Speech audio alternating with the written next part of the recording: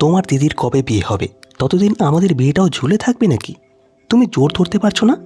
এমন করলে বাবা মা অন্য কোথাও পাত্রী দেখতে শুরু করবে। ঠাকুমার শরীর ভালো যাচ্ছে না। আমাদের বাড়ির সকলেই চায় আমাদের বিয়েটা তাড়াতাড়ি হোক। ঠাকুমার নাত বউ দেখার জন্য পাগল হচ্ছে। প্রেমিক জ্যোতির্ময় বলে অমলাকে, আমি কি করব বলো? আমি কি বলতে পারি আমার বিয়ে দাও? ব্যাপারটা তুমি বুঝছো না। তাহলে থাক, আর কিছু করার নেই। পরে আমাকে দোষ দিও না। দিদির বিয়ের পর সুপাত্র দেখে অন্য কোথাও বিয়ে করে নিও।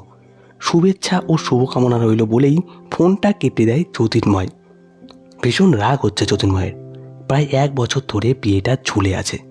তখন তবুও কিছু বলেনি, তবে এবার আর ধৈর্য রাখতে পারছে না। ওর দিদির যদি 2-5 বছর বিয়ে না হয়, তাই বলে ওদের বিয়েটা ততদিন ঝুলে থাকবে? এদিকে ঠাকুমাও অসুস্থ হয়ে পড়েছে। কী রে, কী বলল? অমলা বাড়িতে জানিয়েছে যে আমরা তাড়াতাড়ি করছি। ছেলেকে জিজ্ঞেস করলেন মা রাধা দেবী। না, মা ও বাড়িতে বলতে পারবে না। ওই দিন রাতের দিকে রাধা দেবী ফোন করে বলেন আমার শাশুড়ি মা অসুস্থ, এজন্য আপনাদের বারবার বলছি এবার অন্তত বিয়ের ব্যাপারটা নিয়ে আপনারা ভাবুন। ছেলেটা অমলাকে পছন্দ করে, না হলে অন্য কোথাও বিয়ে দিয়ে দিতাম। আচ্ছা ঠিক আছে, আপনারা আসুন, কথাবার্তা হোক। বিয়ে দিতে আমি রাজি আছি। অমলার বাবা শৈবালবাবু কথাগুলি বললেন। তুমি রাজি হয়ে গেলে? বড় থাকতে ছোট মেয়ের বিয়ে হলে পরে বড় মেয়ের বিয়ে হওয়া খুব মুশকিল হয়ে যায়। অমলার মা সন্ধ্যা দেবী স্বামীকে বলেন, যে এত ভালো পাত্রপক্ষের সম্বন্ধ এসেছে ছোট মেয়ে অমলার জন্য, কিন্তু বড় মেয়ে সুশীলার এখনও কোনো বিয়ের যোগাযোগ করতে পারেননি। তাই সন্ধ্যা দেবী সুশীলার আগে ছোট মেয়ের বিয়ে দিতে চান না। মা, তুমি এমন কেমন করছো? জন্ম মৃত্যু বিয়ে 3 বিধাতা নিয়ে। আমার বিয়ে নিয়ে তোমরা এত ভেবো না। বোনের বিয়ে দিয়ে দাও। আমি সেলাইয়ের কাজ শিখছি, ঠিক নিজেরটা চালিয়ে নিতে পারবো। মা, আমি কি তোমাদের কাছে বোঝা হয়ে গেছি? বিয়ে দেওয়ার জন্য অস্থির হয়ে যাচ্ছ কেন? এখন বুঝবি না, মা হলে বুঝবি মায়ের কাছে সন্তানরা সমান। একটা মেয়ে শ্বশুরবাড়ি যাবে আর তার থেকে বড় মেয়ে মনের দুঃখ নিয়ে থাকবে, এটা মায়ের কাছে খুব কষ্টকর। কে বলেছে আমার দুঃখ হবে? আমি খুব খুশি হব অমলা শ্বশুরবাড়ি গেলে। জ্যোতির্ময় খুব ভালো ছেলে, হাতছাড়া হয়ে গেলে পস্তাবে। বাবা ঠিক বলেছে, কথাবার্তা ফাইনাল করে বোনের বিয়ে দিয়ে দাও। শুভদিন দেখে অমলা জ্যোতির্ময়ের বিয়ে হয়ে যায়। শ্বশুরবাড়িতে বেশ সুখে আছে অমলা। দেখতে দেখতে বছরখানেক হয়ে গেলেও অতি সাধারণ মানের দেখতে শ্যামবর্ণা সুশীলার কোনো বিয়ের সম্বন্ধ আসেনি। বাড়ির সঙ্গে একটা ঘরে ছোট টেলারিংয়ের দোকান করেছে। ব্লাউজ, চুড়িদার, শাড়িতে ফলস পিকো করতে সময় কেটে যায়, আবার রোজগার হয়। মায়ের সঙ্গে ঘরের কাজ, সেলাই, ফোড়াই এসব করে দিন কাটে সুশীলার। জীবন মাঝে মাঝে একঘেয়েমি লাগে। সুশীলার তলপেটে প্রচণ্ড ব্যথা, বমি বমি ভাব, ঘন ঘন প্রস্রাব, অনিয়মিত পিরিয়ড, ওজন কমে যাচ্ছে। সন্ধ্যা দেবী মেয়েকে গাইনোকোলজিস্ট কাছে নিয়ে গেলেন। সমস্ত পরীক্ষা নিরীক্ষা করে ধরা পড়ল ওভারিতে টিউমার হয়েছে। মাথায় হাত সুশীলার, সন্ধ্যা সহ সকল আত্মীয় স্বজনের। মেয়েটার কপালে এত খারাপ। কান্নাকাটি করেন সন্ধ্যা দেবী। ওভারি বাদ দিতে হয়। কখনো সন্তানের জন্ম দিতে পারবে না সুশীলা। তাই সুশীলার বিয়ে হওয়ার সম্ভাবনা চিরতরে মুছে যায়। এমনিতেই এতদিন ধরে চেষ্টা চরিত্র করেও পাত্রের সম্বন্ধ করে উঠতে পারেননি, আর এখন সন্তান ধারণে অক্ষমতা শুনলে কেউ বিয়েই করবে না। সন্ধ্যা দেবী ভেঙে পড়লে সুশীলা বলে, তুমি কেন এত ভাবো? সব কিছু ঠিকঠাকই চলছে, শুধু শুধু তুমি মন খারাপ করো কেন? সুশীলা মুখে বলল, ভেতরে ভেতরে যে কষ্ট হচ্ছে সেটা প্রকাশ করে না।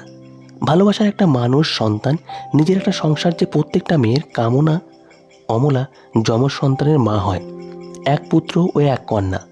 বাড়িতে 6 মাস 6 বোনকে নিয়ে ব্যস্ত থাকে সুশীলা। যখন অমলা সন্তানদের নিয়ে শ্বশুরবাড়ি চলে যায় তখন ভীষণ কষ্ট পায়। নিজের সন্তান মনে করেই ছোট্ট ছোট্ট তুলতুলে পুতুলের মতো 2 শিশুকে যত্ন করেছে। সংসারে যে হই হুল্লোড়, হাসি মজা ছিল, অমলা চলে গেলে সেসব আর নেই। আবার দুঃখ ও নীরবতায় ভরে যায়। এক রোববার বিকেলে ও পাড়ার রায় জেঠিমা এসেছিলেন। মেয়ের শাশুড়ি মা ফোন করেছিলেন, পাড়াগায়ে কোনো ডিভোর্সি বা বিধবা এমন পাত্রীর সন্ধান থাকলে জানাতে বলেছেন। শাশুড়িমার বোনের একটিমাত্র ছেলে। বোনের স্বামী কেউ বেঁচে নেই। সেই ছেলে বহু বছর দেড়েক হলো মারা গেছে। 10 বছরের এক পুত্র সন্তান আছে। ষষ্ঠীমতো বিয়ে করতে রাজি নয়, কিন্তু বাড়িতে একটা নারী না থাকলে সংসারটা জলে ভেসে যাবে। আত্মীয়দের মধ্যে থেকে ওদের বাড়িতে থাকার মতো কেউ নেই। বাবা আর ছেলে কিভাবে সংসার চলবে? বছরের পর বছর কি করে সামলাবে ষষ্ঠীপদ? তাই সকলে ষষ্ঠীপদকে বিয়ে করার জন্য চাপ দিতে থাকে। ষষ্ঠীপদে বলেছে বিধবা অথবা ডিভোর্সি হলে বিয়ে করতে আপত্তি নেই, এমন পাত্রের সন্ধান করছে। নন্দরানী দেবীর পেয়ান বোনপুর কাছে মাস 4 ছিল, কিন্তু নিজের সংসার নাতি নাতনি ছেড়ে বোনের সংসারে কতদিনই বা থাকে। বোন ও বোনের বর তাড়াতাড়ি মারা গেল। আবার একটিমাত্র বৌমা, সেও বেশি দিন বাঁচল না। এতদিন পর আবার দ্বিতীয়বার বাচ্চা এসেছিল। 9 মাসে পড়েছিল। বাচ্চা পেটের মধ্যে মারা গিয়েছিল, বুঝতে পারেনি। 2-3 দিন বাচ্চা না নড়াই ডাক্তারখানা যায়, তখন দেখা যায় বাচ্চাটা পেটের মধ্যেই মারা গেছে। সেপ্টিসেমিয়া হয়ে মারা যায় রচনা। একেই বলে নিয়তি। না হলে এত বছর পর বাচ্চার অছিলায় প্রাণটা চলে যায় রচনার। নন্দরানী দেবীর প্রস্তাবে রাজি হয়ে গেলেন সন্ধ্যা দেবী। পাত্রপক্ষকে আসতে বললেন, একবার সুশীলাকে দেখে যেতে বললেন। ষষ্ঠীপদ সুশীলাকে বলে, এই বয়সে এসে বিয়ে করার অর্থ সংসারে একটা নারীর অভাব পূরণ করা। আমার এক পুত্র সন্তান আছে, তাকে মায়ের মতন যত্ন আত্তে দিয়ে বড় করলে আমার সব পাওয়া হয়ে যাবে। পারবেন কি আমার সন্তানকে নিজের সন্তানের মতো মানুষ করতে? ষষ্ঠীপদকে ভালো লেগেছিল সুশীলার। বাবা মার অবর্তমানে একজন গার্জেনের প্রয়োজন ছিল, আবার একটা সন্তানও পাবে যে ওকে মা ডাকবে। মাতৃত্ববোধ জেগে ওঠে সুশীলার। ভগবানের এইটাই ইচ্ছা, তাই আর আপত্তি করেনি। এই বিয়েতে রাজি হয়ে যায় সুশীলা। শ্বশুরবাড়িতে গিয়ে প্রথম কয়েকদিনের মধ্যেই উপলব্ধি করে তথাগত ওকে মেনে নিতে পারেনি। আত্মীয়রা সব চলে গেছে। সুশীলা যত আপন করতে চায় তত বলে, তুমি আমার মা হওয়ার চেষ্টা করবে না, আমাকে বেশি ভালোবাসার দরকার নেই, তুমি আমার কাছ থেকে দূরে থাকো, আমি তোমাকে মা ডাকতে পারবো না, মাসি ডাকবো। কিছুতেই সুশীলার ধারে কাছে আসে না তথাগত। সুশীলা খাবার দেয়, জামা কাপড় কেচে দেয়, অসুস্থ হলে সেবা যত্ন করে, কিন্তু তবুও মনের মধ্যে পৌঁছাতে পারে না। একটা মানসিক দূরত্ব রয়ে যায়। পাড়ায় বিন্দুর সৎমা প্রথম প্রথম বিন্দুকে ভালোবাসত, আর তারপর এখন বিন্দুকে একদম দেখতে পারে না। স্কুলে এসে কত কান্নাকাটি করে। সকালে বিন্দুকে দিয়ে কাজ করায়, না করলে আবার ঝগড়াঝাঁকি করে। ছোট ভাইয়ের সঙ্গে খেলতে গিয়ে কখনো যদি বিন্দুর সাথে ভাইয়ের ঝগড়াঝাটি হয়, তখনই ওকে মারধর করে সৎমা। বাবাও কোনো কথা বলে না। এসব শুনে তথাগতর মধ্যেও সৎমার প্রতি একটা ভয় জন্মে যায়।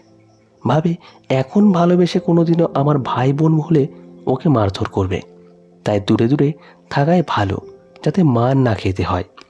সৎমা কখনো ভালো হয় না। প্রথম দিকে ভালো হবার নাটক করে, তারপর মার ধর কাজ করানো সব করে। বাবাও মায়ের কথা শুনে বকাবকি করে। যার মা নেই তার কেউ নেই। বিন্দুর কথাটা যেন কানে বাজত তথাগতর। একদিন তথাগত খেলতে খেলতে ইটের উপর গিয়ে পড়েছিল। একটা ইটে ডান পায়ের বুড়ো আঙুলটা লেগে কেটে গিয়েছিল, রক্ত পড়ছিল। বাড়ি ফিরে এলে সুশীলা তুলোতে ডেটল ভিজিয়ে লাগাতে গেলে তথাগত বলে, ওখানেই রাখো, আমি ঠিক লাগিয়ে নেব। কাছে পর্যন্ত আসতে দেয়নি। খুব কষ্ট হয়েছিল সুশীলার। তথাগত মাধ্যমিক পরীক্ষা দেবে। সুশীলা ভীষণ ব্যস্ত। ছেলের জন্য পুষ্টিকর খাবার রান্না করা, যত্ন নেওয়া, ফলমূল কেটে দেওয়া, দুধ খেতে দেওয়া সব করে। ষষ্ঠীপদ ছেলেকে অনেকবার বলেছে, কেন মাসি রাখিস, শুনতে খারাপ লাগে, মায়ের মতো সব কিছুই তো করে। না বাবা, তুমি আমাকে মা বলতে বলো না, আমার মায়ের জায়গা আমি কাউকে দিতে পারবো না। আচ্ছা বাবা, ঠিক আছে, তাই বলিস বলে চলে গিয়েছিল সুশীলা। চোখটা ছলছল করছিল সুশীলার। সেটা চোখে পড়েছিল ষষ্ঠীপদর। ছেলেটা কেন যে বোঝে না সুশীলা খারাপ নয়, এটা যখন বুঝবে তখনই হয়তো মা বলে ডাকবে। একদিন তথাগতর দুজন বন্ধু এসেছিল বাড়িতে। তাদের জন্য খাবার নিয়ে গিয়েছিল সুশীলা। সুশীলা খাবার রেখে চলে আসার সময় শুনতে পায় তথাগতকে একজন জিজ্ঞেস করছে, এটা কি তোর মা? তোর সঙ্গে কিন্তু মুখের মিল নেই। না, আমার মা নয়, আমার মা এখন ছবিতে, ওই দেখ দেওয়ালে। দেখতে দেখতে কলেজ পাস করে তথাগত। আজকাল তথাগতর মধ্যে মানসিকতার বদল যেন দেখতে পায় সুশীলা। আগের মতো রুড়ো করে কথা বলে না, খুব নম্র হয়ে বলে, আমাকে খেতে দেবে? আমার জামাকাপড়গুলো একটু ইস্ত্রি করে দেওয়া যাবে? সুশীলা উত্তর দেয়, হ্যাঁ বাবা, কেন যাবে না, তোর দেখাশোনা করার জন্যই তো আমি এসেছি, তুই তো আমার ছেলে, ছেলের জন্য মা সব পারে।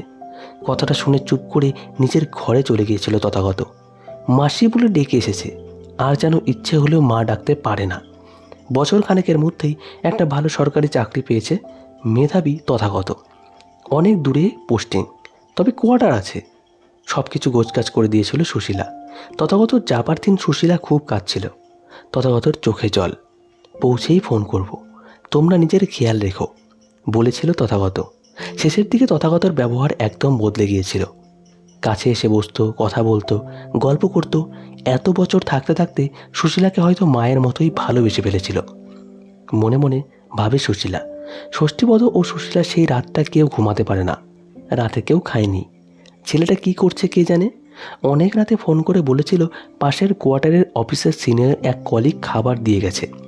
বলেছে যে কয়দিন সব গুছানো না হচ্ছে সেই কয়দিন ওই কলিগ খাবার দেবে। পরদিন সকালে ফোনটা এসেছে। সুশীলা তথাগত ফোন করেছে দেখেই তাড়াতাড়ি ফোনটা ষষ্ঠীপদর হাতে দেয়। ছেলেটা কেমন আছে জানতে মনটা উৎগ্রীব। গত রাতে খাবার মুখে তুলতে পারেনি।